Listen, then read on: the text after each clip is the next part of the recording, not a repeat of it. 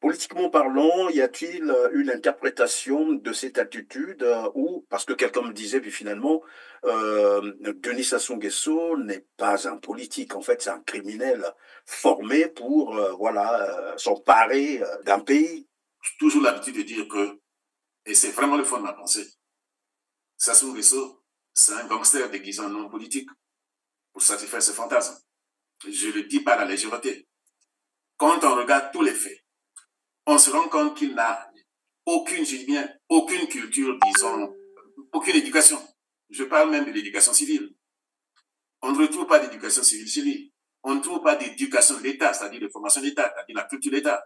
On ne trouve pas l'éducation ou la culture politique, il n'en a pas. Nous parlons par exemple en nom de Marine Ngouabi. On a l'habitude de parler, c'est uniquement pour illustrer. On a l'habitude de parler effectivement de ce fameux CMP. Cher Christian, les gens ne savent pas que le CMP n'existe d'abord que dans la tête de Sassou Nguesso. Dès le lendemain, c'est-à-dire donc Marine Ngouabi est tué le 18 mars. Le lendemain, on parle de la création du CMP, mais le CMP n'existe nulle part. Le texte créant et organisant le CMP n'interviendra que le 5 avril. Voyez. Mais on parle déjà du CMP, c'est-à-dire les communiqués et tout.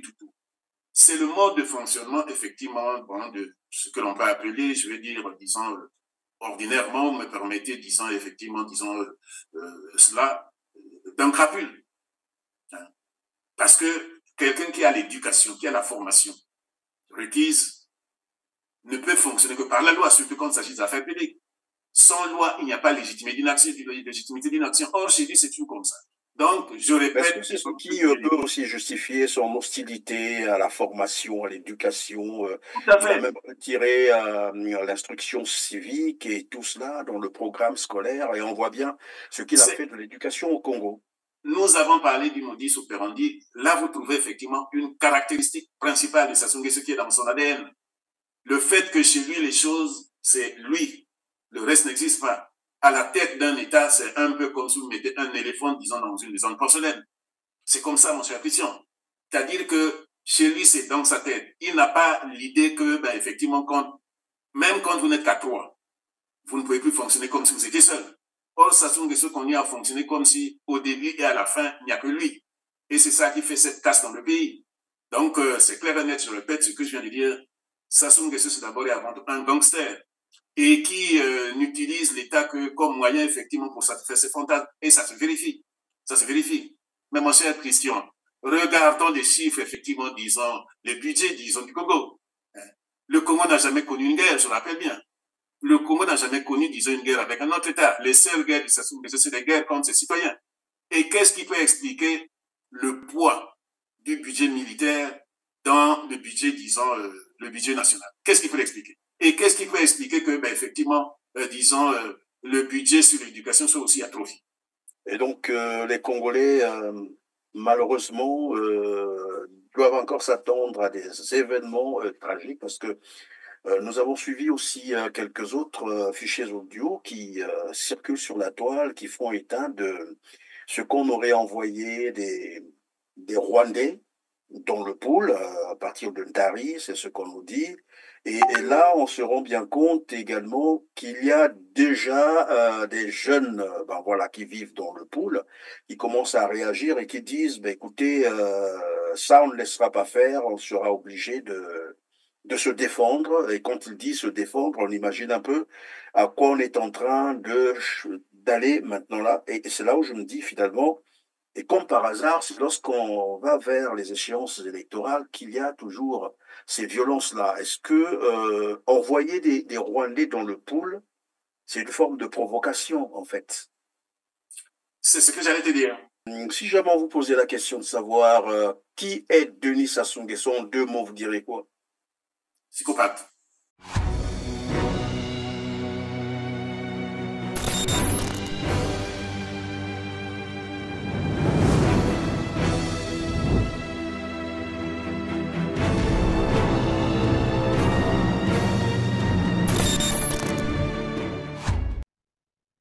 Mesdames, Messieurs, bonjour, ravi de vous retrouver sur TLR TV R7 et merci de votre fidélité.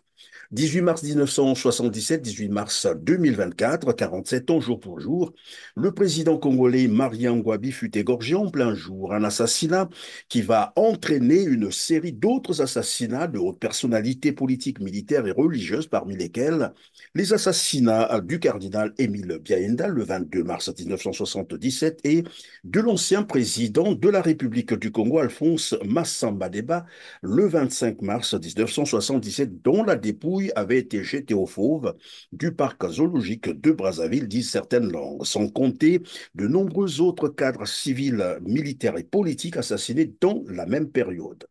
On en reparle aujourd'hui avec le professeur Félix Bakundampele. Bonjour, professeur. Bonjour, Christian. Heureux de vous revoir. Merci, professeur, de votre disponibilité pour cette interview. Enseignant-chercheur, juriste, politologue et constitutionnaliste. Nous allons plutôt nous focaliser sur le modus operandi du tyran Denis Sassou Nguesso qui n'a finalement pas changé. Anarchie, violence, crime et viol comme mode d'accession au pouvoir et de sa conservation. Quelle analyse politique vous inspire ce mode opératoire de Denis Sassou Nguesso, déjà 40 ans ou presque au pouvoir? Merci pour la question, Christian. Mais c'est une question à plusieurs branches. Mais en gros, ce que l'on peut dire, c'est quoi? C'est que quand, dans le civil, quand on porte un défaut, ben, c'est difficile de s'en défaire. Ordinairement, on dit le criminel vient toujours sur le lieu du crime. Et ce n'est pas par hasard. Mais parce que, effectivement, ça révèle quelque chose, disons, de fondamental en lui. Donc, parfois, il peut être inconscient. Vous voulez dire que c'est dans l'ADN carrément de Denis Sassou Nguesso. Je voulais dire. C'est en lui, c'est en la personne. Et ce n'est pas par hasard que dans les méthodes policières, effectivement, on se dit toujours la meilleure façon de savoir quel est l'auteur, effectivement, disant d'un crime, ben, c'est de comprendre son modus operandi, c'est-à-dire comment il opère. Parce qu'il peut tenter, disons, de se défaire de certaines choses, mais il a du mal, effectivement, disons, à se défaire de cela parce que il y a quelque chose qui relève un peu du conditionnement. Voilà. Même quand il essaie, effectivement, disons, de bouger, de le faire, mais je veux dire, le fond reste.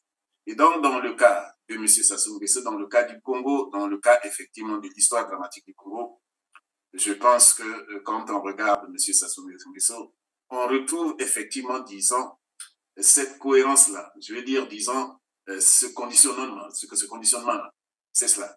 Et il m'est arrivé de vous dire, avant même, disons, de parler de la violence, il m'est arrivé de vous dire, par exemple, que quand on voit 1977, on voit 1997, on retrouve exactement les mêmes choses. Les mêmes choses, c'est quoi? C'est que, premièrement, il aime bien créer la confusion. Et il n'y a pas meilleure façon de créer la confusion au niveau du fonctionnement d'un État que d'écarter la loi, c'est-à-dire la Constitution. Une fois qu'on écarte la Constitution, vous baignez dans l'incertitude totale. C'est ce qu'il a fait effectivement le 18 mars 1993, c'est ce qu'il a fait le 24, octobre 1997. Quand il arrive, c'est-à-dire qu'il sait que pour bien fonctionner, premièrement, il faut créer, l'incertitude.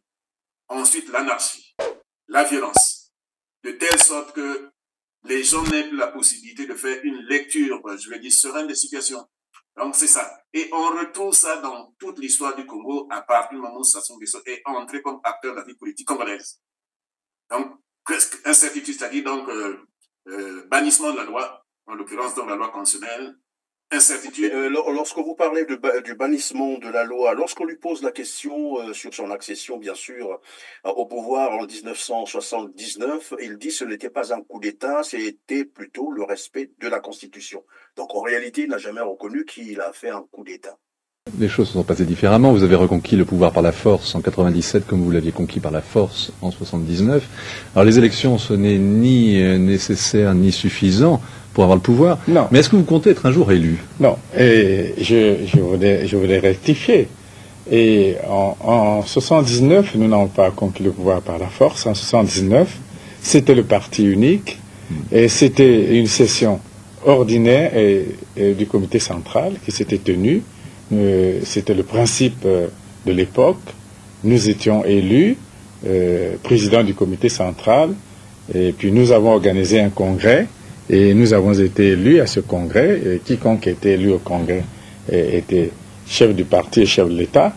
il n'y a pas eu un coup d'État. Bon, c'était le Parti communiste du travail, c'était un parti unique, c'était pas des élections véritablement démocratiques. Mais est-ce que vous constitutionnel. Mais un instant, comme je vais dire, disons, tout despote, disons, le déni est systématique et même indécent. Comment peut-on dire qu'on n'a jamais fait de coup d'État quand effectivement vous jetez la conscience dans la poubelle? Comment peut-on dire qu'il n'y a pas eu de coup d'État quand effectivement, sans en avoir sans en avoir eu l'attribution, je vais dire de manière objective, c'est-à-dire donc de manière, même s'ils peuvent dire que c'était disons des Pokémon, non. Mais personne ne pouvait imaginer un seul instant que ça se devienne Sassou Nguesso, devienne, disons, président. Donc, au nom de quoi, effectivement, après la mort de Marien Ngouabi, lui devient le principal acteur. Ça s'appelle quoi? Objectivement, comme il peut expliquer qu'après la mort de Marien Ngouabi, devient disons, l'homme fort, comme on l'appelle. Ça s'appelle bien coup d'État. Donc, mais ça, c'est lui. Mais il dit la même chose également pour 97. En 97, il dit également qu'il n'a jamais fait. Heureusement, il a toujours nié que c'est pas lui qui a assassiné Mariam Ngouabi, plutôt, enfin, qu'il accuse les autres. Il peut bien le dire, mais allons-y, recherchons les évidences. Moi, j'entends souvent tout le monde dire ceci, cela. Les évidences, c'est quoi, Christian? Premier élément.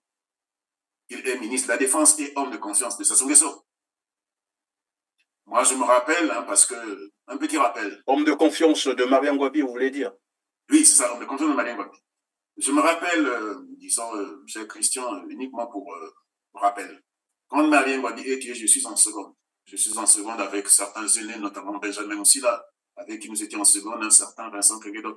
Et donc, ce jour-là, c'est l'incertitude, on ne sait pas ce qui est en train de se passer. Et c'est le lendemain, je pense que la grande majorité des Congolais ne connaissaient même pas qui était Sassou Nguesso. La grande majorité ne connaissait pas. Et dès le lendemain, ça devient, disons, je vais dire, disons, l'animateur politique essentiel. C'est lui qui dit effectivement que ce qui s'est passé, que Mariam Ngouabi était tué, et après, prend le relais, son directeur de cabinet en la personne, disons, M. Florent Siba, avec cette voix forte qui venait pour annoncer que un tel, disons, a été effectivement, disons, jugé et passé au petit matin. Il n'y avait plus que ça. Bon. Donc, première évidence, il est ministre de la Défense, homme de confiance, disons, du président Mariam Ngouabi qui venait d'être tué. Le premier à rendre des comptes, c'est lui. Donc, d'un point de vue, je vais dire, objectif, disons, ça pose pas, disons, de problème. Il est responsable. On peut discuter sur l'affaire de savoir s'il est coupable ou pas, mais il est responsable. Deuxième évidence. Pourquoi avoir effectivement abrogé la Constitution? Pourquoi? Cet élément peut, dès l'abord, paraître effectivement, disons, insignifiant. Mais quand on se rend compte qu'en 97, il va opérer de la même façon. Nous étions en train de parler du mode opératoire. On voit le même mode opératoire. Parce que c'est comme ça qu'on arrive effectivement à retrouver la trace, l'impact, disons, d'un délinquant, d'un criminel en l'occurrence. Donc c'est ce qu'il fait en 97 aussi. C'est-à-dire qu'il abroge la conscience. C'est la deuxième évidence. Troisième évidence. Pourquoi avoir systématiquement éliminé tous les témoins? Pourquoi? C'est une évidence. Bon. Quatrième élément que l'on peut tenter de rechercher. Eh bien, il aurait pu se dire, après avoir fait cela, parce que, à titre personnel, j'ai toujours pensé que l'un des éléments sur lesquels on ne souligne pas suffisamment, disons, pendant cette période, c'est, en quelque sorte, disons, l'inexpérience, c'est-à-dire des gens qui ne connaissaient rien à ce que c'est que l'État. Quand on voit la façon dont tout a été fait, on se rend compte que ce monsieur n'avait en tête, je dis bien, aucun élément de ce que c'est que l'État, aucun élément de ce que c'est que le droit. Et jusqu'à maintenant, c'est-à-dire plus de 40 ans au pouvoir, on se rend compte que c'est la même chose. Sassou Nguesso a toujours fonctionné comme s'il était dans sa maison. Encore que même dans la maison, si vous vivez à 3-4, il y a un minimum de règles. Mais quand on voit le fonctionnement de M. Sassou Nguesso dans la gestion de l'État, on se rend compte que chez lui, l'État, au sens effectivement, disons, objectif avec ses règles, n'existe pas. Le droit n'existe pas. Voilà. Et donc, oui, tout à l'heure, pardon, professeur, tout à l'heure, je vous ai posé la question si ce mode opératoire était dans son ADN, mais est-ce qu'on peut comprendre que c'est naturel chez lui ou il a été formé pour ça? De façon générale, d'abord, moi, j'ai dû observer, puis ça fait quand même plus de 30 ans que j'observe, disons, dans les politiques congolaises. J'ai toujours eu l'impression que, auprès, disons, de notre classe politique, celle-là, de cette génération-là, on a l'impression que chez eux, le droit ne veut rien dire. De façon générale. Et c'est beaucoup plus accusé chez lui.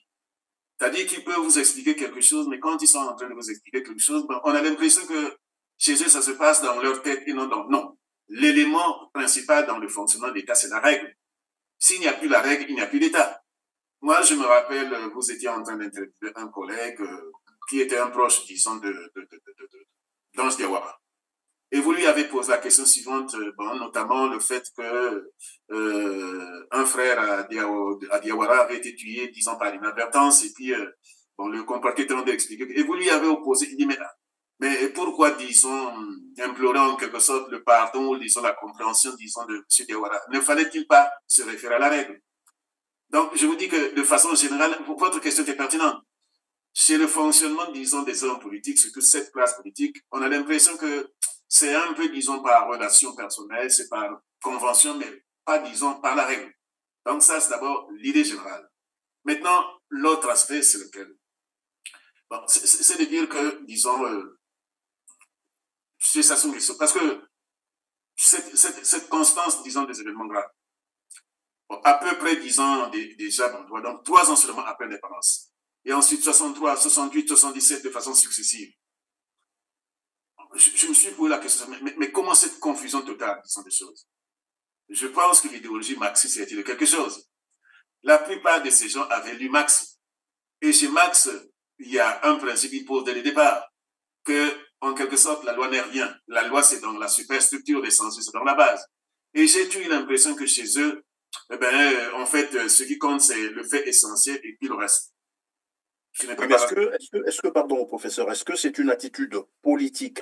Politiquement parlant, y a-t-il une interprétation de cette attitude ou, parce que quelqu'un me disait, puis finalement, Denis Sassou Nguesso n'est pas un politique, en fait, c'est un criminel formé pour, voilà, s'emparer d'un pays. J'ai toujours l'habitude de dire que, et c'est vraiment le fond de ma pensée, Sassou Nguesso, c'est un gangster déguisé en homme politique pour satisfaire ses fantasmes.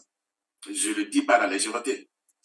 Quand on regarde tous les faits, on se rend compte qu'il n'a aucune, je dis bien, aucune culture, disons, aucune éducation. Je parle même de l'éducation civile. On ne retrouve pas d'éducation civile chez lui. On ne trouve pas d'éducation de l'État, c'est-à-dire de formation de l'État, c'est-à-dire la culture de l'État. On ne trouve pas l'éducation ou la culture politique, il n'en a pas. Nous parlons par exemple à nom de Marine Ngouabi. On a l'habitude de parler, c'est uniquement pour illustrer. On a l'habitude de parler effectivement de ce fameux CMP. Cher Christian, les gens ne savent pas que le CMP n'existe d'abord que dans la tête de Sassou Nguesso. Dès le lendemain, c'est-à-dire donc Marine Ngouabi est tué le 18 mars. Le lendemain, on parle de la création du CMP, mais le CMP n'existe nulle part. Le texte créant et organisant le CMP n'interviendra que le 5 avril. Oui. Mais on parle déjà du CMP, c'est-à-dire les communiqués et tout. C'est le mode de fonctionnement, effectivement, bon, de ce que l'on peut appeler, je vais dire, disons, ordinairement, me permettez, disons, effectivement, disons, cela, d'un crapule. Hein. Parce que quelqu'un qui a l'éducation, qui a la formation requise, ne peut fonctionner que par la loi, surtout quand il s'agit d'affaires publiques. Sans loi, il n'y a pas légitimité d'une action. Or, chez lui, c'est tout comme ça. Donc, je répète... C'est ce qui peut aussi justifier son hostilité à la formation, à l'éducation. Il a même retiré l'instruction civique et tout cela dans le programme scolaire. Et on voit bien ce qu'il a fait de l'éducation au Congo. Nous avons parlé du modus operandi. Là, vous trouvez effectivement une caractéristique principale de Sassou Nguesso qui est dans son ADN. Le fait que chez lui, les choses, c'est lui. Le reste n'existe pas. À la tête d'un État, c'est un peu comme si vous mettez un éléphant, disons, dans une maison de porcelaine. C'est comme ça, mon cher Christian.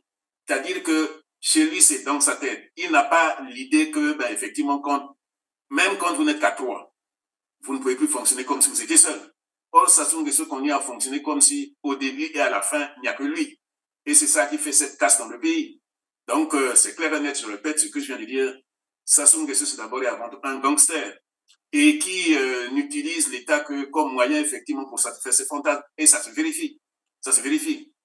Donc, de ce point de vue... Alors, professeur Félix Bakunda Pelé, tout à l'heure vous disiez que le CMP n'a existé que dans la tête de Sassou Nguesso et son acte en fait formel n'a existé que à partir du 5 avril, ce que vous avez dit, 1977. Alors, la conférence nationale souveraine tenue en 1991 par l'acte numéro 284/91/CNS /P/S du 22 octobre de 1991 déclarait le ministre de la Défense et Sécurité en fonction en 1977, c'est bien entendu Denis Sassou Nguesso, individuellement responsable des assassinats commis par le CMP dans la période allant du 18 mars au 2 avril 1977 inclus. Alors donc, Denis Sassou Nguesso, responsable des crimes d'assassinat de Mariam Ngouabi, du cardinal Émile Biaenda et du président Alphonse Massamba Deba. Mais il n'a jamais fait la prison. En fait, ma question, c'est de savoir quelle était finalement la portée de cet acte de la conférence nationale. Merci pour la question, Christian. Moi, j'écoute souvent, effectivement, les gens citer ce texte. Mais ce n'est pas une question qu'il faut prendre à la légère. On peut faire une lecture politique. On ne peut pas confondre la lecture politique avec la lecture juridique. La question qui pourrait se poser, effectivement, de savoir s'il fallait prendre, effectivement, cette décision, cet acte, disons, la conférence nationale, c'est la question qui consiste à se demander quelle était, excusez, parce que j'ai appris à ne pas confondre, disons, ce qui peut se passer dans la tête d'un juriste avec ce que peut comprendre le commun mortel. La conférence nationale, c'était un organe politique. Oui, c'est-à-dire que ce n'était pas, disons, la cour d'appel, le tribunal de grande instance ou, disons, la cour suprême. Et que, de ce point de vue, quand c'est un organe de nature politique, ça ne sauve pas l'équivoque. La conférence nationale, c'était un organe politique. Dès le moment où, effectivement, cet organe prend une décision pour que ça puisse être considéré comme applicable, il faut que cet acte de nature politique soit converti en acte judiciaire.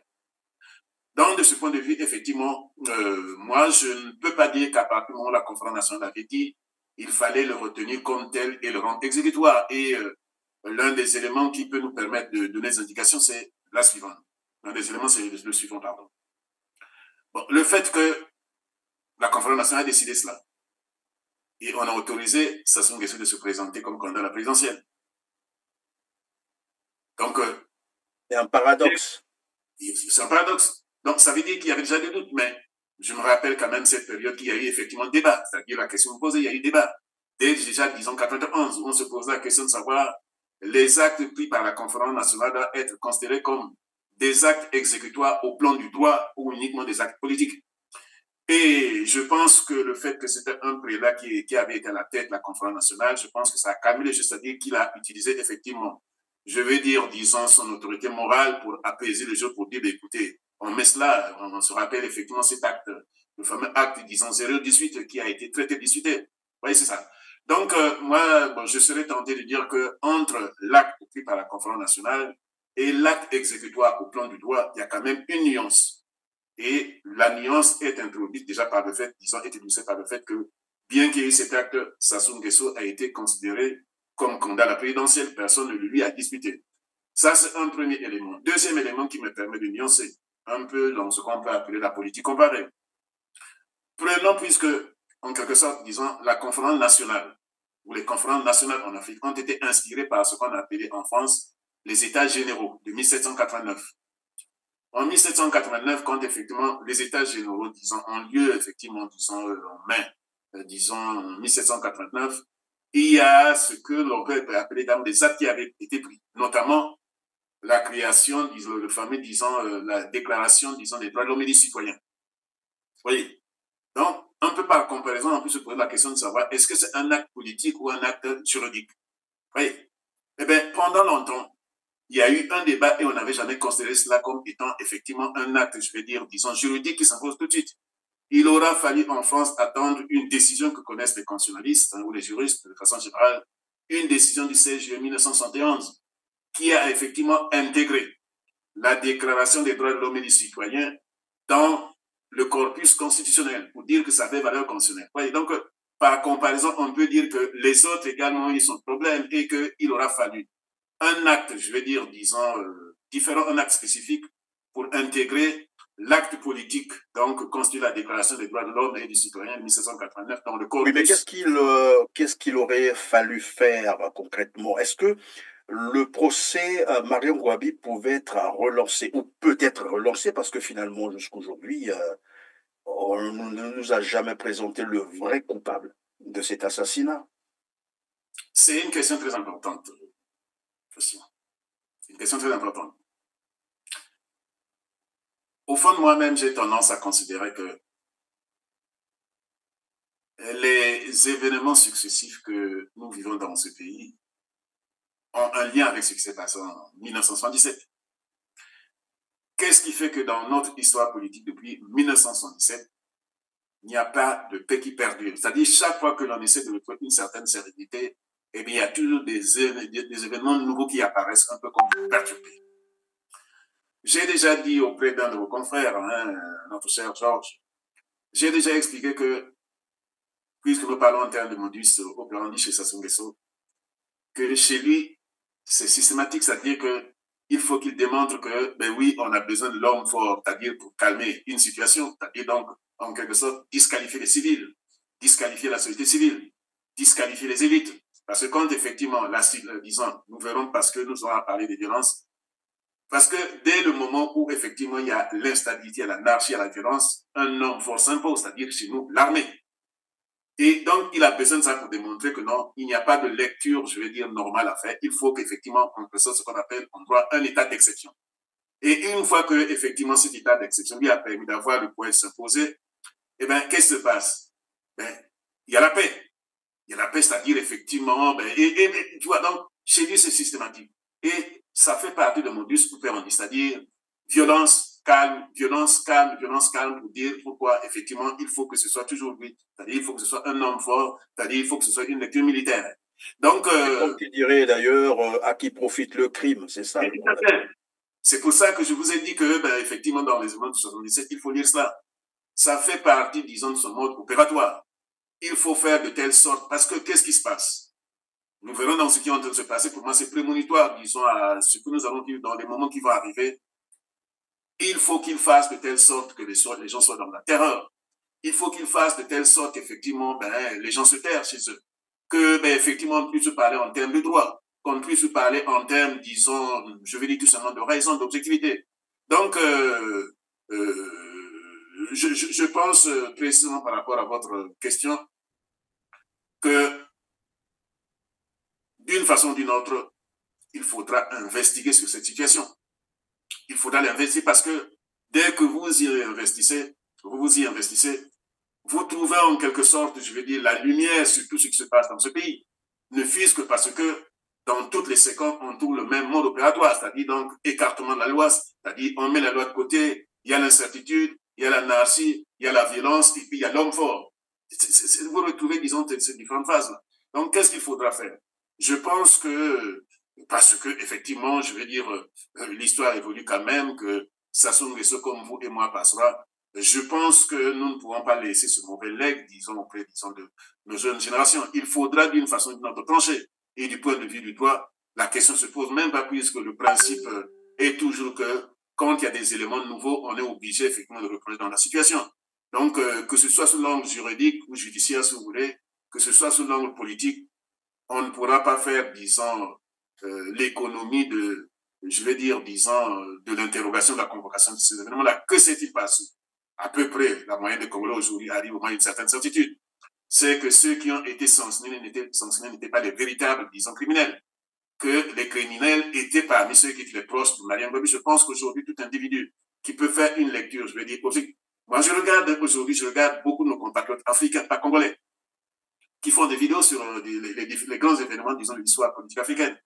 Et quand je regarde, ça fait au moins 3 que je regarde, qui regardent d'ailleurs, c'est-à-dire pas avec le regard congolais, ils arrivent à la même conclusion, que les criminels, les tueurs de Mariam Gouabi étaient parmi ses plus proches, et non d'ailleurs.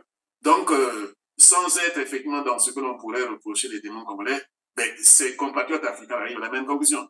Je vais vous prendre un cas dont on ne parle pas suffisamment, mon cher Christian, en disant en 77. Monsieur Sassou Nguesso a toujours présenté, disons, le capitaine Kimbola Kaya comme ayant été son ami. Il aime bien répéter cela. Et notamment, quand on arrive à la démocratie en 91, il investit, disons, en quelque sorte, disons, interpelle, disons, Bernard Kola pour dire, il tense Bernard Kola en disant, mais oui, le capitaine Kimbola Kaya était mon ami. Donc, je ne prends pas ça au hasard. Ceux qui ont suivi la conférence nationale se rappellent cette intervention, disons, de monsieur, il était un proche de monsieur Moudile de Massengo, le nom m'échappe un peu, Ekoli Akala, voilà, qui dit que ils sont effectivement là où Sassou Nguesso les a appelés, comme par hasard, effectivement, hein, Sassou Nguesso, donc, disons, a appelé tout le monde le 18 mars, et puis ben, après arrive un jeune lieutenant qui s'appelle Garcia, et qui se met au garde-boue, il dit, disons, au commandant Sassou Nguesso que mon commandant, messieurs exécuté, mais il y a eu, disons, quelque chose qui est arrivé. C'est quoi? Non, le capitaine Kimbola Kaya a été tué. Il dit que c'est son ami. Mais mon cher Christian, la moindre des choses que l'on puisse faire, c'est effectivement une enquête.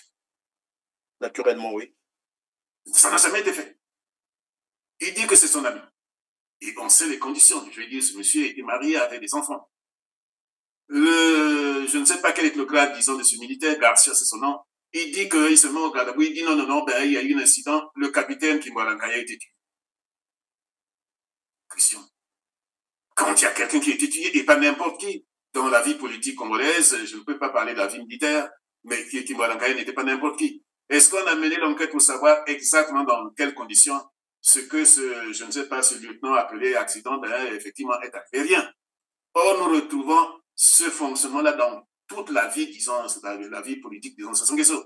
C'est-à-dire le fait que l'enquête n'existe pas, le droit n'existe pas, l'objectif n'existe pas, tout existe dans sa tête. C'est-à-dire ce qui peut être traité, ce qu'il veut que ça soit traité. Donc, voilà un peu la réponse que je peux donner. Alors, le professeur Félix Bagoun appelé tout à l'heure, nous disions anarchie, violence, crime, viol comme mode opératoire de Denis Sassou Nguesso. Je ne sais pas si vous avez suivi ou écouté, bien entendu, le Voss, qui circule encore, je pense, sur la toile d'un certain Idever Moali, un chef, disons, chef d'un groupe des miliciens devenu un député du régime Sassou Nguesso, faire des aveux sur comment ils ont en fait créé la sécurité sous Pascal Lissouba pour rendre en fait le Congo ingouvernable. Et ils avaient réussi, affirme-t-il. Ce qui a d'ailleurs justifié, comme il le dit lui-même, et cela a justifié le coup d'État de Denis Sassou Nguesso. À l'heure où nous parlons, Idever Moigny est libre de ses mouvements. Alors que pour peu que cela, il y a des jeunes mineurs, je ne sais pas si vous avez suivi cette information, du lycée à 5 février 1979 qui complissent en prison aujourd'hui. Alors, voilà quelqu'un qui vient avouer des actes criminels, terroristes et de déstabilisation d'un État, mais qui est libre en fait de ses mouvements. Alors, ma question ici, c'est que peut-être après on reviendra sur l'objectif visé pour avoir mis en ligne, bien entendu, cet audio, mais quelle analyse d'abord faites-vous du contenu de ce fichier qui circule, de ce voice qui circule sur la toile. Et il prévient d'ailleurs qu'il risque d'avoir encore d'autres événements tragiques ou dramatiques. En plus, il fait état de l'insécurité généralisée actuellement au Congo-Brazzaville, au point où plus personne ne sait s'il est en sécurité, et cela n'épargne plus personne. Parce qu'il dit même lui-même ou quelqu'un d'autre, responsable politique, militaire ou voilà, civil, peut être attaqué chez lui. Quelle lecture faites-vous d'abord de l'analyse que vous faites du contenu de cet audio-là, ce voice? Cher Christian, je pense que pour tout, parce que la grande majorité de nos compatriotes sont jeunes, et j'espère que vous ferez passer cet élément, disons, de ce monsieur, le monsieur Idever Moigny, c'est comme ça qu'on l'appelle. Il faudra le faire passer pour que des Congolais, des Africains, des non-Africains puissent comprendre, parce que disons qu'on n'a pas suffisamment parlé des événements congolais qui ont entraîné des centaines de milliers de morts. Et petit à petit, on commence à comprendre. Je pense que pour tout esprit objectif, Et professeur, pendant que vous allez répondre, je vais donc proposer un extrait de ce voice pour, bien sûr, mettre nos téléspectateurs dans le contexte et on revient pour que vous nous disiez ce que vous pensez du contenu de ce voice. Suivez. Je parle plutôt des meurtres, des assassinats, des machins, tout ça. Bon. L'insécurité, là, à l'époque, il faut lui rappeler, bon, il n'était pas encore acteur, nous, on était des acteurs. Il faut le lui dire. Ton petit frère a dit, lui, il était acteur, toi, tu n'étais pas acteur. Tu travaillais là-bas dans les laissez-passer. Quand eux, avec les Kamioko, ont décidé de ne jamais laisser asseoir les Souba. Ce n'était pas notre pouvoir. On a créé de l'insécurité partout. Mais ça avait un but. C'est de ramener les populations à penser Sassou. Ah, Natangwa Sassou, toi qui es au moins calme. Ah, Natangwa Sassou. Et dès lors qu'ils ont commencé à dire ça, ça a donné les moyens politiques à cet homme-là de rebondir. Voilà. Donc, ben oui. Il faut le lui rappeler, puis le vieux a tendance à oublier. Dit que ce sont des acteurs, mais ils ne sont pas fatigués. Ils ne sont pas aussi affaiblis. Ils ne sont pas aussi mis hors de cause. Mais c'est des gens qui observent et qui respectent le président. Mais attention, attention. Peut-être, hein, lui croit peut-être avoir mis ses parents, mais ils n'ont pas l'expérience de la guerre. On avait eu un petit test ici le 4 avril 2016. On a compris qui est qui. Donc, c'était un petit test. C'était un petit test. Ils étaient dans les véhicules blindés, mais ils ont vu un acteur en première ligne, chassant, tuant les ninjas. Ils ont vu ça. Voilà, donc on n'est pas fini, mais on respecte. Et les armes qu'il a, par rapport à sa fonction, il doit faire très attention parce que beaucoup de gens en ont. Et on a aussi des forces en attente, dormantes. Hein? Parce que, qu'on le veuille ou non, le gâteau tel que posé sur la table où chacun s'enchevrette pour venir s'assurer avoir un bon morceau. Mais ce gâteau-là, c'est nous qui sommes allés le chercher. Hein. Tu me connais. On a mené les combats ensemble jusqu'à la prise du pouvoir en 97. On a travaillé ensemble, tu sais. Mais j'observe, vieux. Je suis respectueux de cet homme-là, le président. Alors voilà, c'est juste un extrait. Après, nous pourrions mettre évidemment l'entièreté, bien sûr, ou l'élément complet hein, en ligne pour que les gens comprennent. Et voilà, pour ceux qui comprennent, parce qu'à un moment donné, parfois ils parlent en lingala, parfois ils parlent en français. Mais bref, les Congolais vont comprendre. Alors, quel commentaire faites-vous? Sinon, l'analyse que vous faites de ce message. Donc, premier aspect de ma réponse, c'est de dire, pour un esprit un peu plus objectif, un peu plus cohérent, on se doutait bien de ce qui s'était passé pendant cette période. C'est-à-dire que volontairement, Sassou Nguesso, c'est une équipe qui n'avait jamais accepté effectivement la perte du pouvoir. Où effectivement, on se disait que non. En fait, il avait été contraint. Et il s'est dit, bon, voilà, je l'ai perdu par la loi, c'est-à-dire par la démocratie, mais je vais me rattraper d'une autre façon. Un esprit cohérent savait ce qui se passait. Mais là, c'est un élément d'illustration. C'est-à-dire donc, effectivement, cette déclaration de M. Moigny, député, disons, proche de Sassou Nguesso. Mais j'en profite pour signaler qu'il faut rapprocher cela d'un autre aveu que les Congolais semblent avoir oublié. C'est l'aveu de M. Jean-Marie Tassoua dans le Figaro du 21 octobre 1997. Voyez, où il explique dans ce numéro effectivement du Figaro, je rappelle du 21 au 10 octobre 1997, c'est-à-dire au lendemain de la victoire de Sassou Nguesso, il dit clairement que c'est dès 1993 que Sassou Nguesso lui avait demandé de se préparer à la résistance. Voyez, donc c'est un autre aveu. Mais il y en a d'autres, hein, malheureusement qu'on entend, mais qui ne sont pas formalisés, c'est-à-dire qui ne sont pas effectivement sur un document sonore. Depuis, il y en a eu d'autres. Donc, ça permet de comprendre, parce que il y a eu quand même pendant cette période ce qu'on appelait effectivement les milices, pourquoi on est arrivé là. Mais moi, je me rappelle, disons, je ne vais pas un peu, disons, tourner le couteau dans la plaie. Parce que la question qui se pose, c'est comment se fait-il que dans un pays avec l'armée, qu'on arrive aux milices? Voilà. Donc, je vais répondre à votre question, mais vous me permettez de bifurquer un peu. On commence à vivre les morts très tôt, disons, après l'élection de la République. Ça dit, ça commence effectivement par ces fameuses milices et ensuite, disons, des violences graves. Et puis, après, bon, moi, je me réfère à un compatriote que, notamment sur la diaspora, disons, connaissent, monsieur Mabile Mono, qui dit que non, le président Lissouba avait vu le chef d'état-major d'alors.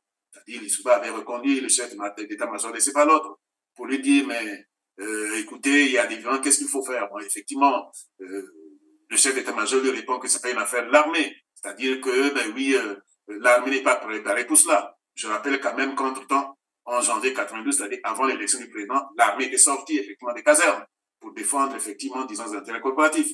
Donc là, il y a des incidents graves, c'est-à-dire des violences graves avec mort. Le chef d'état-major dit que c'est pas l'affaire de l'armée. Mais aujourd'hui, un peu avec le temps, on peut voir ce qui se passe ailleurs, disons, mon cher Christian. C'est-à-dire que le fait qu'on va vivre des événements le 6 janvier 2021 qui sauvent effectivement quand, disons, le président Trump essaie de venir à ça, c'est effectivement l'armée. 6 mois après, c'est-à-dire en juillet 2021, quand les événements graves, disons, d'ordre xénophobe arrivent en Afrique du Sud, qu'est-ce qui intervient? C'est l'armée. C'est l'armée qui intervient effectivement pour sauver, disons, le système démocratique. Un an après, c'est-à-dire donc effectivement en janvier 2022, quand Lula est élu, qu'est-ce qui se passe quand effectivement les Brésiliens, disons, pro-président sortant, c'est-à-dire donc essaient effectivement également d'aller au Cap? C'est l'armée qui sauve. Dans le cas du Congo, l'armée dit que c'est pas une affaire de l'armée, c'est une affaire politique. Donc on comprend pourquoi effectivement, parce que l'armée assure l'ordre quand il y a des situations exceptionnelles. C'était bien une situation exceptionnelle, c'est la mission de l'armée. Et dès le moment où les acteurs politiques, l'armée n'intervient pas. L'armée n'intervient pas, je veux dire, uniquement comme on a l'habitude de dire, disons, pour les affaires, disons, extérieures, c'est-à-dire dans une attaque extérieure. L'armée intervient dans la vie nationale en cas de situation exceptionnelle. La situation exceptionnelle, c'est des violences généralisées, une violence armée. Oui, tout à fait, pour remettre de l'ordre, comme qui dirait. C'est ça, c'est-à-dire que l'armée se supplée ou bien, disons, complète effectivement, disons, l'ordre assuré en temps normal par la gendarmerie et la police. Donc là, effectivement, la non-intervention, c'est-à-dire donc l'inertie de l'armée a fait que finalement, la justice ou disons, je vais dire, disons, en quelque sorte, les forces privées ont pu le relais. Ça, c'est une parenthèse. Oui, je vous posais la question de savoir quelle analyse portez-vous sur les propos de Moani.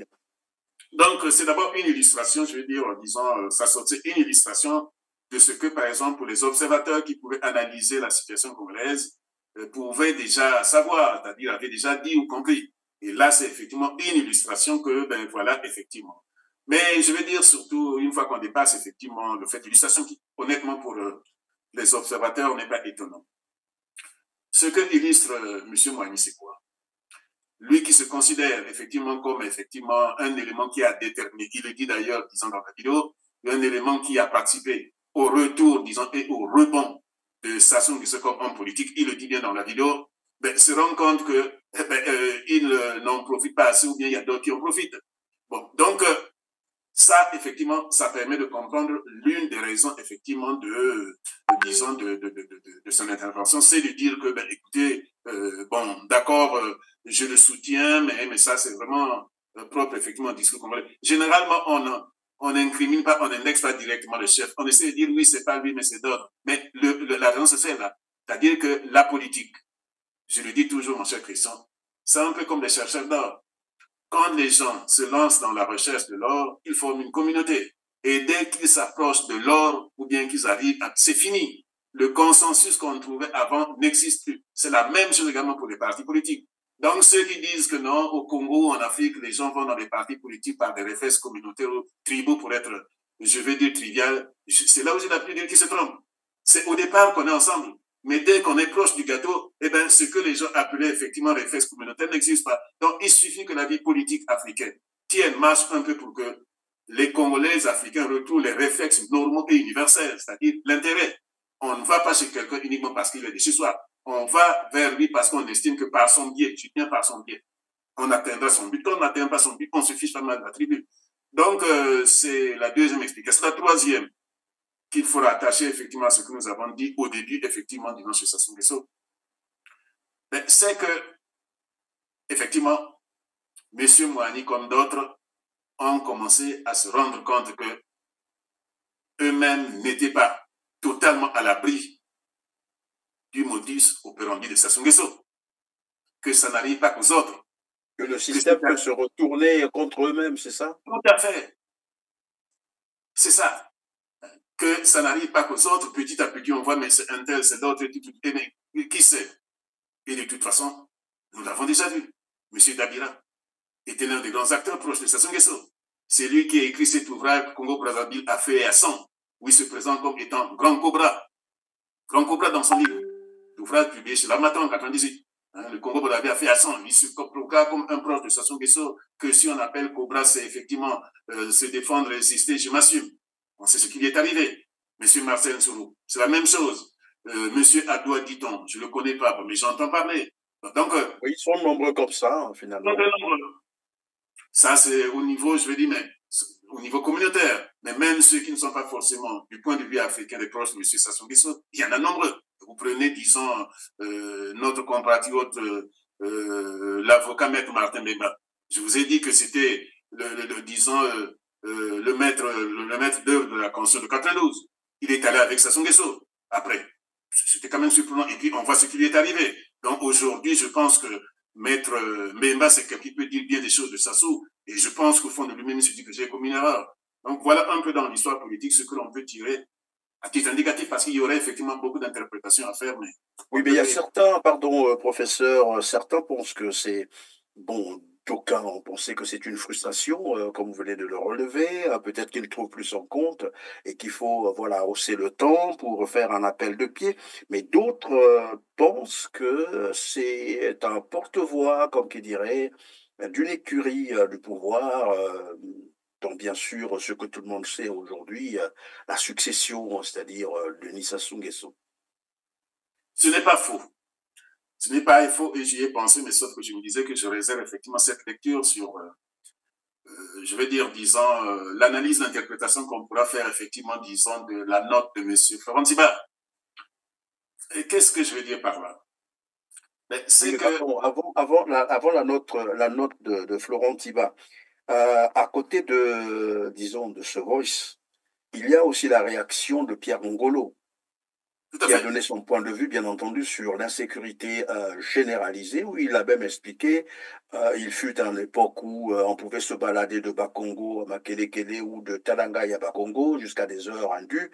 On s'inquiétait de rien, mais depuis un certain moment, même à 18 heures, on s'inquiétait, même quand vous êtes chez vous. Des petits voyous, des bandits armés peuvent venir vous attaquer. Et là, on comprend bien que finalement, même au sommet, tout le monde commence à s'inquiéter de cette insécurité. Est-ce que c'est une réponse ou un soutien, je ne sais pas comment dire ça, au message donné par Idever Moani? Voilà pourquoi je disais, est-ce que Moani n'est pas un, comme qui dirait, porte-parole d'une écurie? Puisqu'on y est, je pense, monsieur Christian, que vous me permettez donc d'anticiper parce que ça répond, à mon avis, de la même philosophie que la fameuse note, disons, de M. Nsiba du 1er mars que vous afficherez pour ceux qui peuvent nous écouter. Je commence par cette note et puis j'élargis puisque c'est la même lecture que j'ai avec tout ce que nous venons de se dire. Je vous en prie.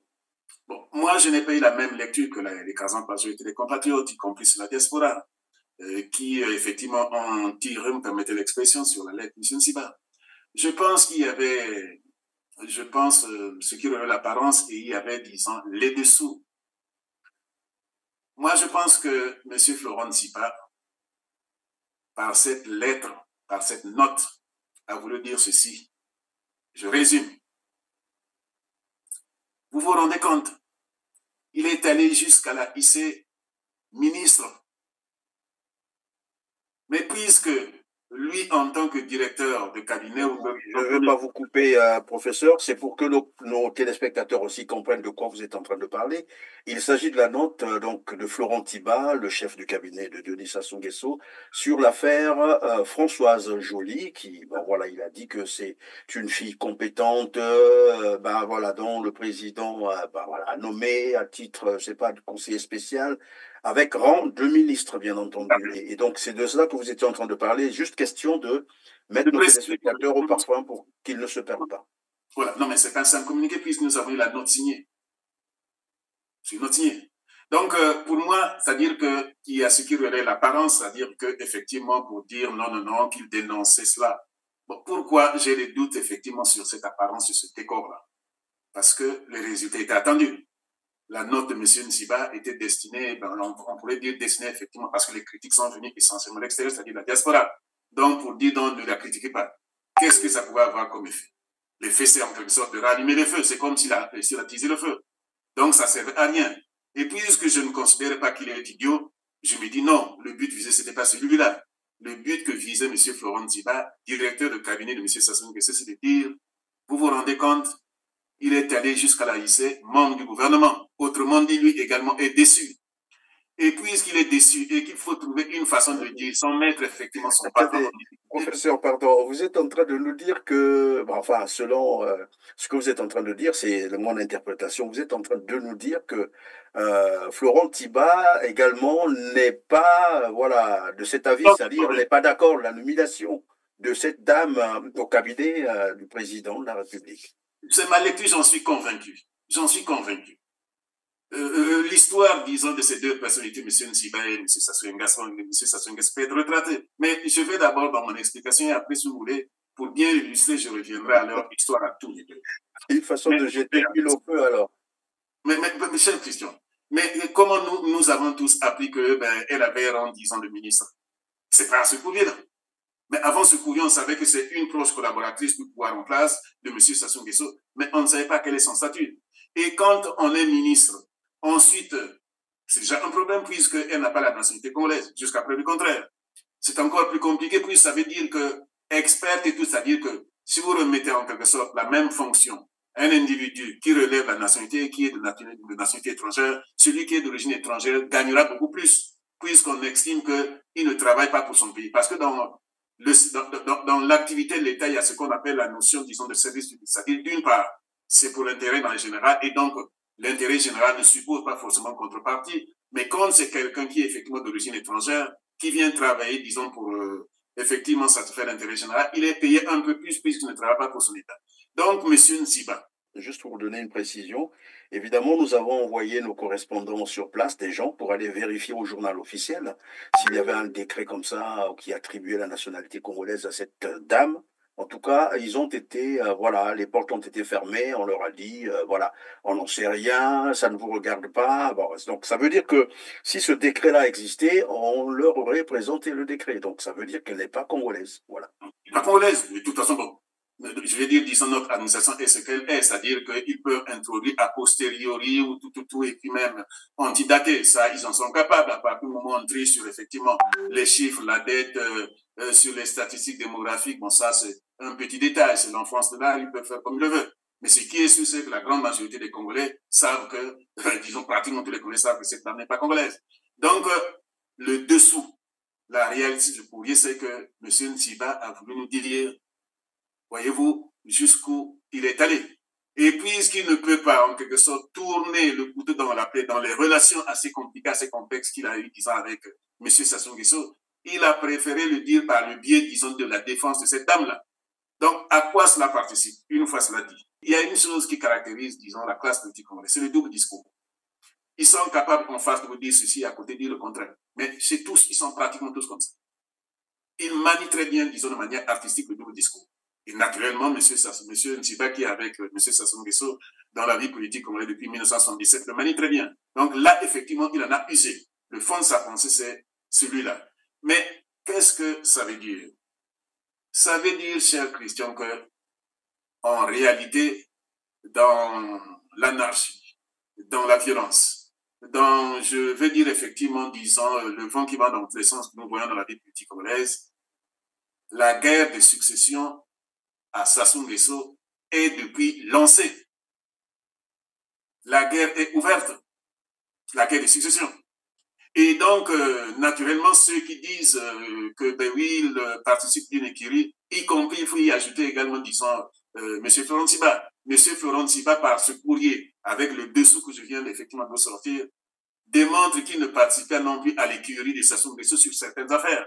Et qu'il appartient aujourd'hui, ben, il appartient, si ce n'est pas qu'il a initié lui-même son courant, mais qu'il appartient lui également à une écurie. Cette lettre en est effectivement l'illustration. Monsieur Florent Siba, au fond de lui-même, si m'entend, saura que ce que je dis, c'est la vérité. Il a voulu nous dire, lui aussi, en a marre, qu'il ne peut pas accepter cela. À quelle écurie appartient-il? Bon, écoutez, je ne sais pas ce qui se passe effectivement dans cet environnement, puisque dès le moment où on est effectivement à la recherche de l'or, on peut effectivement changer de camp à tout moment. Donc, la vérité, c'est celle-là, c'est qu'effectivement, la guerre, disons, de succession à Sassou Nguesso a commencé. Ça se vérifie effectivement par cette anarchie, par ces violences, par effectivement la confusion au sein de l'État et principalement au sein des proches collaborateurs de M. Sassou Nguesso. Voilà ce que je peux dire. Et donc, comme on disait tout à l'heure, les propos d'Hidébert Moigny qui ont été mis en ligne participent dans la même logique. Cette lutte de... La lutte de succession, pas une simple lutte, mais une guerre. C'est une guerre, c'est pas une simple lutte de succession, c'est la guerre de succession parce que c'est comme ça que ça se passe. La lutte, c'est quand nous sommes dans un environnement démocratique, qui est tout à fait normal.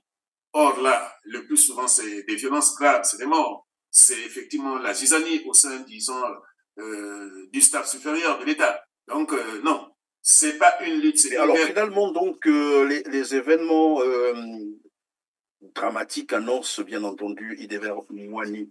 C'est contre qui, concrètement? C'est peut-être ce qui va arriver entre eux ou bien ce qu'ils veulent faire vivre encore aux Congolais. Je rappelle, je répète, mon cher Christian, que si vous enlevez 92, les successions, ou disons les alternances au Congo étaient violentes. Ça fait partie de notre ADN politique. Si vous enlevez 92, prenez donc 63, disons, quand tu le sens pas. C'est pas de manière sereine. On a l'habitude de dire que c'est un coup d'état civil, mais ceux qui font démissionner, disons, Fulbert, Hulot, l'abbé Hulot, c'est quand même, disons, des militaires. 68, c'est violent. 77, c'est violent. 97, c'est violent. Hey. 2016 donc, aussi, c'était violent. 2015, 2016. Tout à fait. Donc, quand il dit que non, ben, j'ai peur ce qui va arriver, ça veut dire, effectivement, ça confirme ce que je viens de dire. C'est-à-dire que on est dans la guerre de succession. Donc, les gens sont en quelque sorte en train d'aiguiser, effectivement, disons, leur couteau, leur machette, pour dire, ben, voilà comment. Donc c'est ça. Et c'est également, je le rappelle, le signe qu'on n'est pas en démocratie. Parce que quand on est en démocratie, on ne s'inquiète pas de cette affaire-là. Ce qui peut s'inquiéter, c'est effectivement, je vais dire, disons, les leaders. Or, là, on démontre que ça ne va pas se faire, effectivement, disons, par la voie des urnes. Donc, voilà.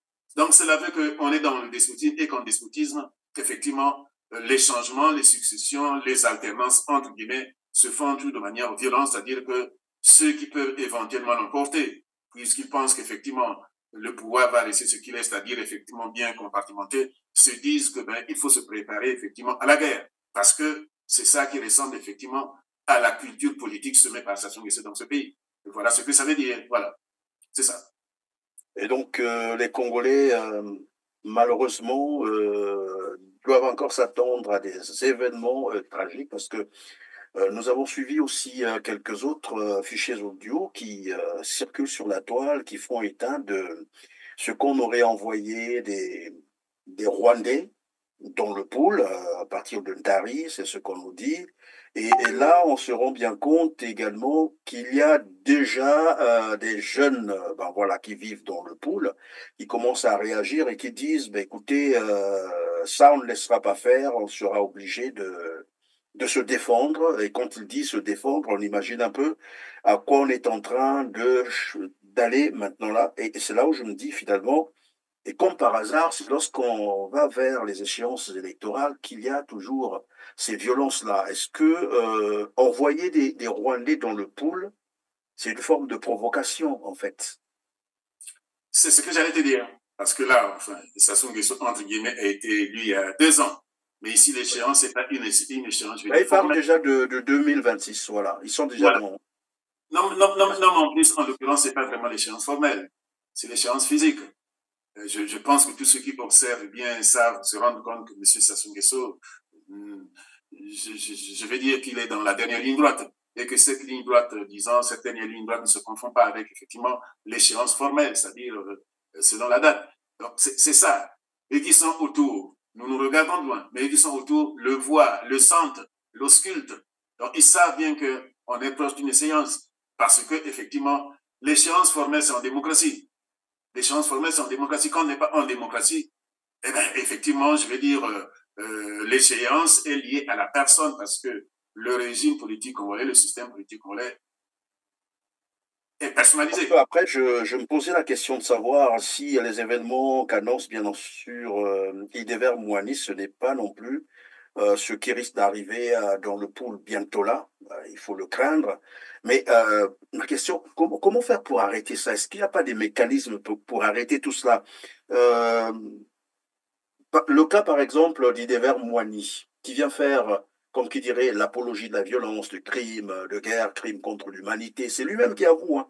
Il dit qu'il a tué des Congolais, voilà. Ils ont créé l'insécurité. Est-ce qu'il n'y a pas de mécanisme, par exemple, pour traduire ce genre d'individus devant des juridictions internationales, par exemple? Parce que tant qu'on ne va pas les arrêter, tant qu'ils ne seront pas traduits devant la justice, ils vont continuer à faire le désordre. Ils vont continuer à tuer. Le problème, c'est pas qu'on dit qu'il y a des violences. Le problème, c'est qu'il faut que l'État réponde à ces violences. Or, et je vous l'ai expliqué la dernière fois, la première mesure qu'a prise Sassou dès qu'il est arrivé au pouvoir en 97, mais c'est la même chose en 77, quand il arrive, c'est qu'il flingue l'État. Oui, mais est-ce pour autant on doit continuer à le regarder comme ça, le laisser faire, ou bien il y a une façon d'arrêter ça? On va en parler pour que nos compatriotes, disons ceux qui nous écoutent, puissent comprendre. Et donc, qu'est-ce qui se passe? Vous avez donné l'exemple là sur ce qu'on appelle, sur ce que je n'ai pas eu le temps de répondre. Qu'est-ce qui peut expliquer que M. Moani dit, fait ce que tous les Congolais ont entendu? Il ressort comme ça tranquille et que les jeunes enfants qui ont baissé le drapeau, eh bien, vont, y compris, paraît-il, qui remettent des prison, ils copient son prison. Qu'est-ce qui peut expliquer cela? Et ce genre de cas, on peut le multiplier. On a l'habitude de dire, ben, écoutez, on essaie de traduire en justice quelqu'un qui, au Congo, ben, disons, a faim, et puis, ben, je ne sais pas, s'est lancé dans une corruption de quelques milliers de francs. Mais la famille de Sassou Nguesso, c'est des millions. C'est des millions, mon cher Christian. Qu'est-ce qui peut faire que la famille de Sassou Nguesso, les proches de Sassou Nguesso, qui, au vu et au su de la société nationale congolaise, mais également de la société internationale, détournent des millions, je dis bien des millions en euros, eh bien, tournent comme ça tranquille. Cette famille, les proches de M. Sassou Nguesso, collectionnent, disons, les enquêtes au niveau international, mais quand ils rentrent au Congo, eh bien, ils sont tranquilles. Voilà. Ils sont tranquilles, ils ne sont intervenus pas. Puisque ils sont même reçus sur les tapis rouges, on les voit. Ils sont même promus. Ils sont même promus puisque son fiston, par exemple, était déjà dans ses affaires de délinquance financière avant de ne passe au gouvernement. Mais il a quand même hissé, c'est-à-dire qu'en quelque sorte, M. Sassou Nguesso le récompense en le faisant passer comme étant ministre. Donc, ce qu'il faut déplorer au Congo, c'est le fait que, en fait, l'État n'existant pas, n'existant plus, le droit n'existant plus, la justice n'existant plus, eh bien, la nature a horreur du vide, effectivement, ne s'exprime plus que les instincts. Ne s'exprime plus que des instincts. Et on voit, effectivement, nous savons tous comment fonctionnent les jeunes. Les jeunes appartiennent partout dans le monde entier. Les jeunes appartiennent à un écosystème. C'est-à-dire qu'ils ne peuvent faire que des gestes qu'ils voient autour d'eux. Donc, l'expression de ces jeunes-là qui descendent du drapeau, l'expression, disons, de cette violence qui s'est... Et c'est quelque chose qu'il faudrait effectivement ajouter à l'acte de M. Sassou Nguesso. C'est-à-dire que M. Sassou Nguesso a réussi à déconcentrer effectivement, disons, les antivaleurs. Je l'ai déjà dit dans le passé. C'est-à-dire que l'État de M. Sassou Nguesso sont devenus l'État de toute une nation.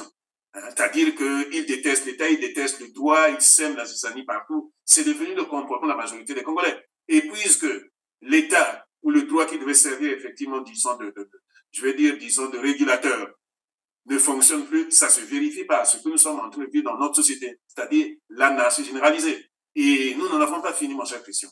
Nous n'avons pas fini. Là, ce n'est plus la généralisation, mais l'enracinement. L'enracinement, ce qui veut dire oui, que... la question, professeur, est-ce qu'ils sont poursuivables en justice? Bien sûr, dans les juridictions, comme j'ai dit tout à l'heure, les juridictions internationales, est-ce que cela est possible? Y a-t-il des mécanismes pour ça? Ça dépend de la catégorie d'affaires. En ce qui concerne, par exemple, parce que le principe au niveau international, c'est quoi? C'est-à-dire que, disons, une juridiction internationale ne peut se saisir d'une affaire que si effectivement on arrive à démontrer le dysfonctionnement des juridictions nationales. C'est ça la condition. C'est-à-dire que, automatiquement, même quand il y a effectivement, disons, ce qu'on appelle la Cour internationale, le premier... Il y a un mandat d'arrêt qui a été mis contre Vladimir Poutine. On n'a pas attendu que, voilà... Mais ça répond exactement à ce que je suis en train de dire. C'est-à-dire que la juridiction compétente, la toute première, c'est une juridiction nationale, c'est-à-dire ce qu'on appelle en droit le principe de la territorialité. C'est-à-dire que si vous avez commis votre crime en France, on doit vous juger. Si vous avez commis votre... Voilà. Donc, y compris au niveau national, il y a le principe, effectivement, de la territorialité. Donc, on y fait exception que si on arrive à démontrer, effectivement, que, disons, le dysfonctionnement. Mais évidemment, je veux bien vous rassurer, au niveau du Congo, il n'y a pas de débat là-dessus. Les juridictions dysfonctionnent, puisque nous venons parler du cas, effectivement, de la famille Sassou Nguesso, qui collectionne, effectivement, disons, les cas de délinquance financière, mais qui ne sont pas, effectivement, disons, poursuivables. Mais autre chose, vous avez une autre fois reçu M. Patrick Baudouin. Il vous a dit que non, la justice congolaise ne répond pas aux standards. Voilà, elle ne répond pas aux standards. Donc, effectivement, de ce point de vue, le fait que, à plusieurs reprises, la juridiction congolaise, les juridictions congolaises, ou l'État congolais nous démontre que la justice ne fonctionne pas normalement, ça légitime automatiquement donc les juridictions internationales.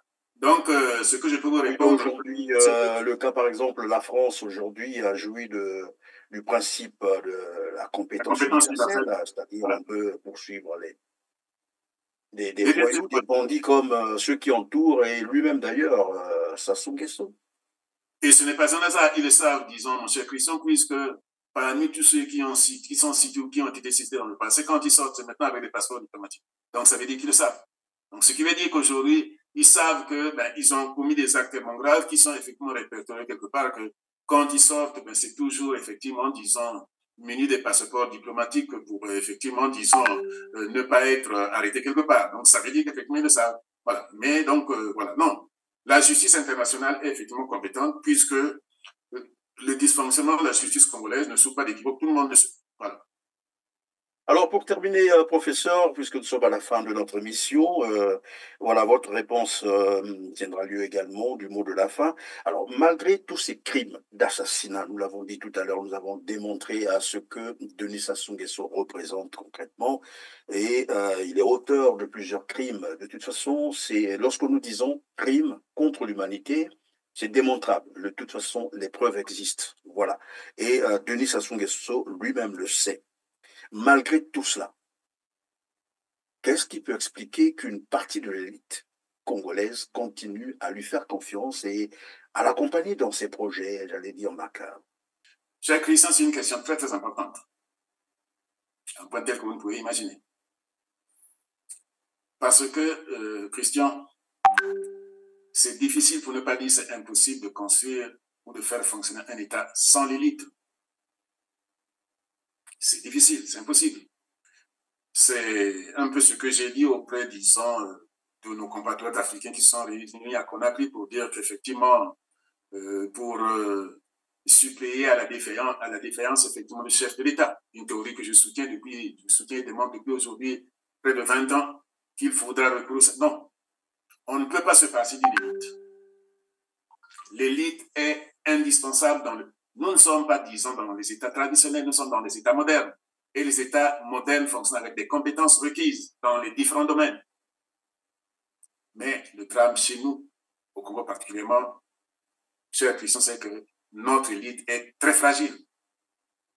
Notre élite est très mercantile. Notre élite est extravertie. C'est-à-dire qu'en réalité, la plupart de nos compatriotes sont allés à l'école se former, non pas pour améliorer la situation de leur pays, mais pour sortir, disons en quelque sorte, des frustrations qu'ils ont vécues dans leur enfance. Et je le lis sur un cas, cher Christian. Monsieur Sassou Nguesso, une fois de plus, l'illustre bien. Je rappelle qu'il y a une année pile, au printemps 2023, Monsieur Sassou Nguesso a été interviewé par Berkoff. Ce que répond M. Sassou Nguesso auprès de Berkoff illustre le comportement de notre élite.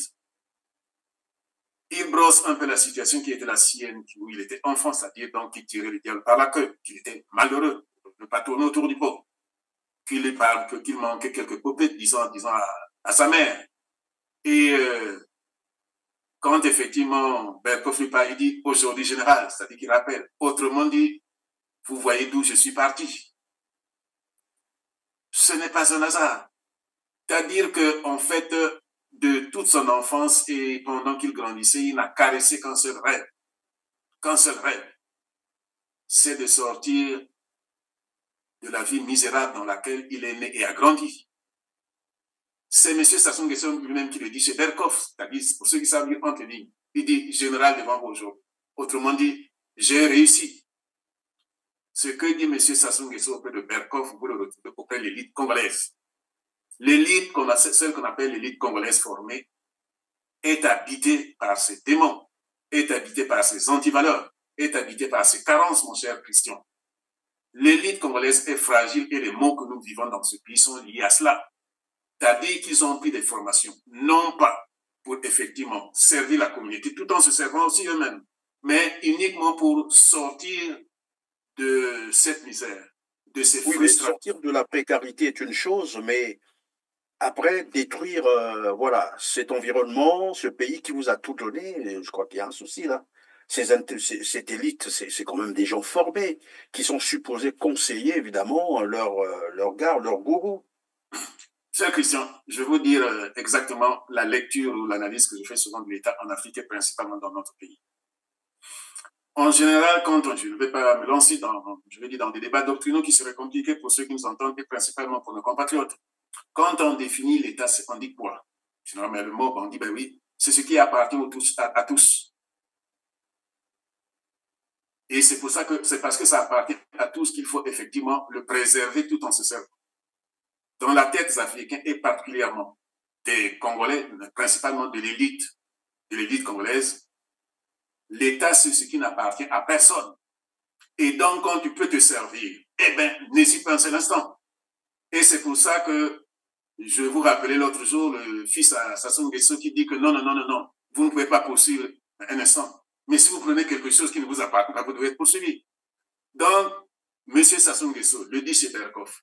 Le fiston dit que non, vous ne pouvez pas poursuivre les gens parce qu'effectivement, ils ont en quelque sorte, disons, détourné, 14 000 milliards quand même. Il dit non, vous ne pouvez pas les poursuivre.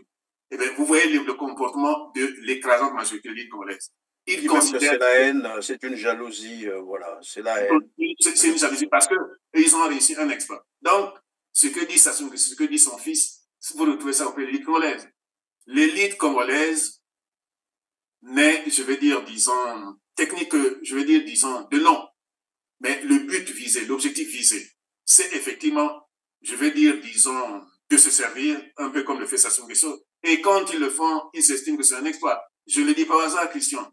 Il y a, je pense, disons, c'était au mois, disons, au mois d'août dernier. Je vous ai expliqué ce que dit, disons, la déclaration, disons, je vais dire, disons, cette note américaine, c'est-à-dire qu'ils ont fait effectivement un texte sur l'état des droits de l'homme en Afrique, disons au Congo. Enfin, c'était sur différents pays africains. Et sur le Congo, ils ont dit quoi? Le drame du Congo, c'est que l'élite n'a pour seule ambition que d'être conseiller de ministre ou bien ministre. C'est pas moi qui l'ai dit. C'est une note américaine qui est donc de 2017. Le drame du Congo, c'est que l'élite congolaise n'a qu'une seule ambition, d'être conseiller du ministre, mais pas plus. Autrement dit, ils n'ont pas le sens de l'intérêt général. Donc, quand je te dis, et je répète, mon cher Christian, que notre drame, c'est que l'élite, premièrement, est fragile, c'est-à-dire que manque, n'est pas, je vais dire, bien structurée. Secondo, elle est extravertie, c'est-à-dire qu'elle n'a pour ambition que de vivre à peu près à l'occidental, c'est-à-dire comme vivent les occidentaux, c'est-à-dire jouir effectivement, disons, la fonction. Et que troisièmement, elle est très mercantile, C'est-à-dire qu'il ne blague pas avec l'argent. Hein. Et je vous ai déjà expliqué que pour les sous, pour la fonction, c'est-à-dire pour le poste, un membre de l'élite congolaise livre toute la famille qui est main liée pour dire, écoutez, prenez-les, faites ce que vous en voulez, et puis, ben, écoutez, vous me donnez de l'argent. Voilà notre drame, disons, M. Christian. Et malheureusement, nous sommes loin d'en être sortis parce que l'élite congolaise n'est pas encore prête à faire son instinct d'introspection. Je ne fais que regarder. Je ne fais que regarder, je les connais dans leur grande majorité. Voilà effectivement notre problème. Comment va-t-on faire fonctionner l'État sans que l'élite ne soit impliquée, sans que l'élite Oui, je sais que nous sommes arrivés finalement à un niveau où on est obligé de recruter des étrangers pour venir travailler à la place des Congolais. C'est-à-dire, on a vu Desca pour conseiller évidemment Denis Sassou Nguesso en matière de finances.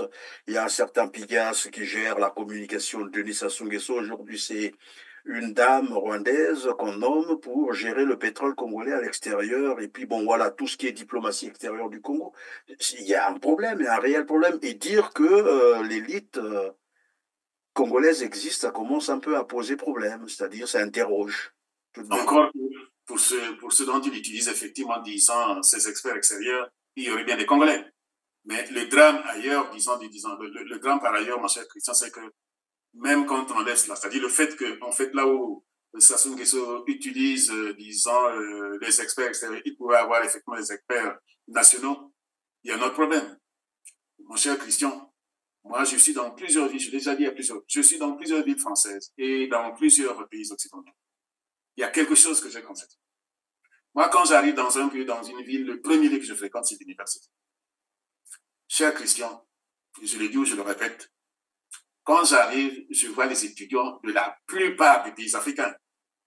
En Afrique centrale, je vois des Camerounais qui viennent me voir, je veux dire, disant, voilà, peu de Centrafricains, peu de Tchadiens.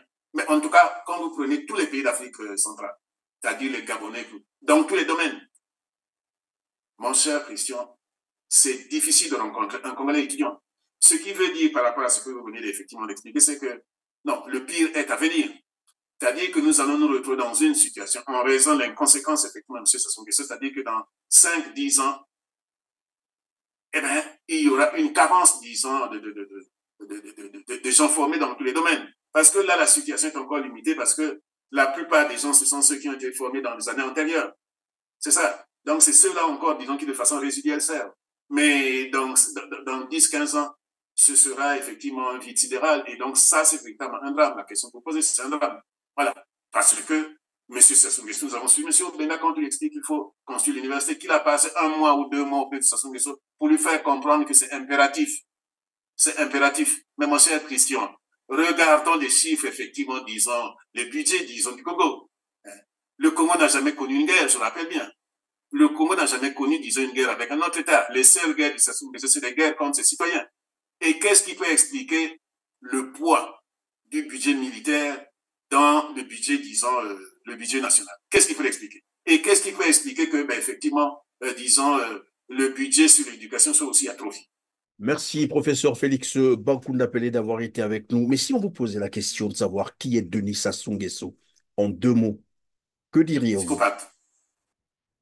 Merci, c'est la fin de cette émission, mesdames, messieurs. N'oubliez jamais de cliquer sur le petit pouce en l'air juste en bas de cette vidéo après avoir partagé massivement cette émission pour nous aider à couvrir une plus large audience. Dites-nous également en commentaire ce que vous pensez de cette émission. En tout cas, merci de nous avoir fait encore confiance aujourd'hui. On se retrouve très prochainement, mais bien avant, prenez vraiment soin de vous. Merci.